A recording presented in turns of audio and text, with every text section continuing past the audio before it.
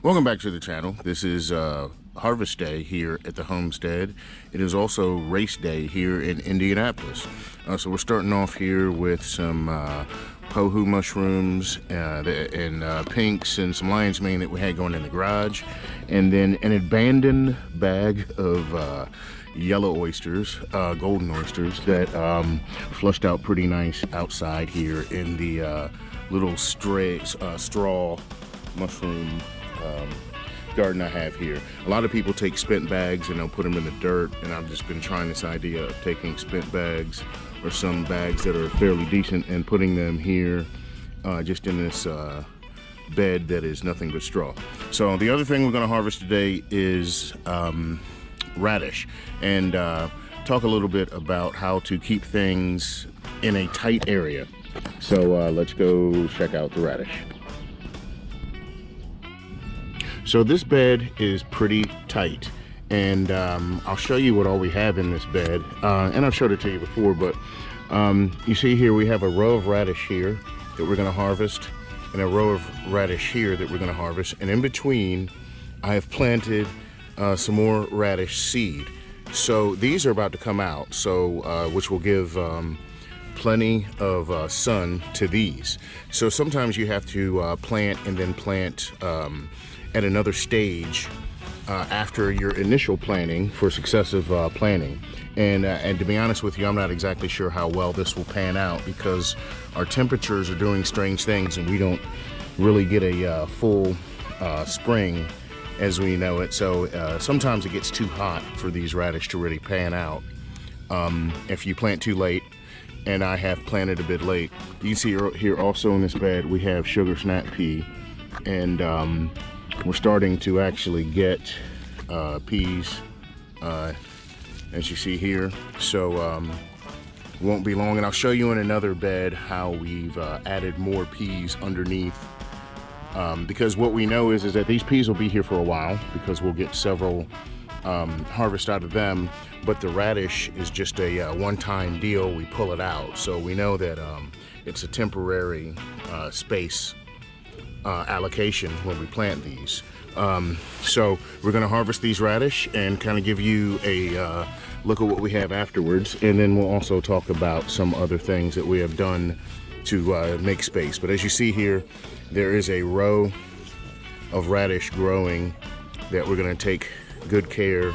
We'll thin this out, but after we remove these radish right here.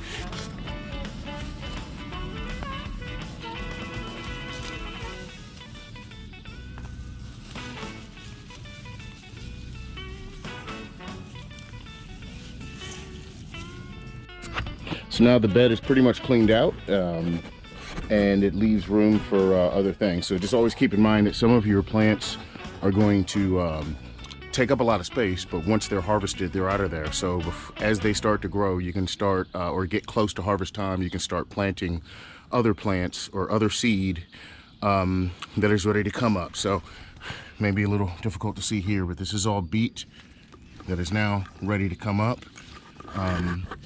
And like I said, this is a radish that is now coming up. So it will have plenty of room to get sunlight, and also the front of the bed is all cucumber.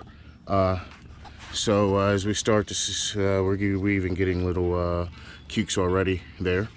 So you can pack things in pretty tight. We've got kohlrabi on the edges, and I'll have to trim that, thin that out some more as we go, and it won't be long before we're taking these sugar snap peas as well.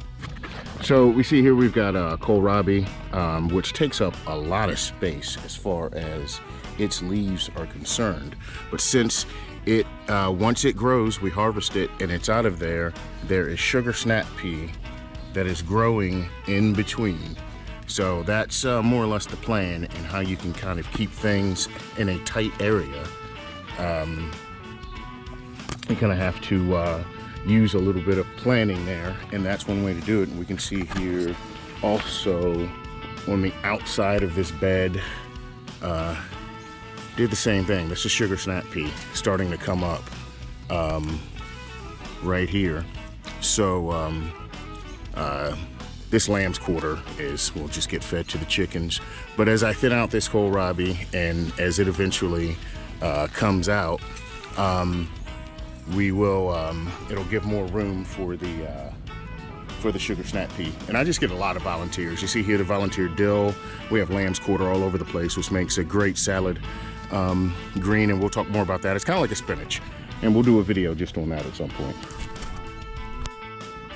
So here we go. Here's our harvest day. As you see, we've got some radish. We've got still some cleaning to do, but these radish greens, which a lot of people just eat radish greens as greens when they're younger, but these will all go to the you can hear the kitten or the cat in the background probably, but these will all go to the chickens, and we're storing the rest on the vine. I still have some more radish in the ground, but if you don't take it early, this is what kind of starts to happen. I don't know if I have any others here to kind of give you an example, but they'll also start to crack open as they get so much water, and we get a lot of rain, and we've had a lot of rain. So, and there's just, there's a lot of radish in here. But like I said, what I will do is some of these will be eaten raw, some of these will be roasted. But radish is a great plant because it's one of the earliest plants, or one of the earliest things that you can harvest. One of the earliest things that you can plant. It likes the cold weather, but it does not like the heat.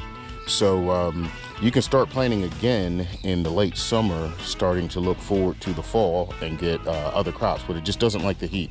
So I'm really at a race against time here to see if I can get another couple of crops, or some more of this that is started from seed before it gets too hot. So that's pretty much it, but I still have more in the ground, so I'm just gonna kind of store it there for a while, but I'll probably have to pull it just before it does things like this, and you can see here where it has started to crack. And it's about as big as it was gonna get before that started to happen. Some of it I also let go to seed to get the seed pods, and we'll talk about that when the time comes. All right, if you like this video, please hit the like button, share it, and subscribe. Thank you.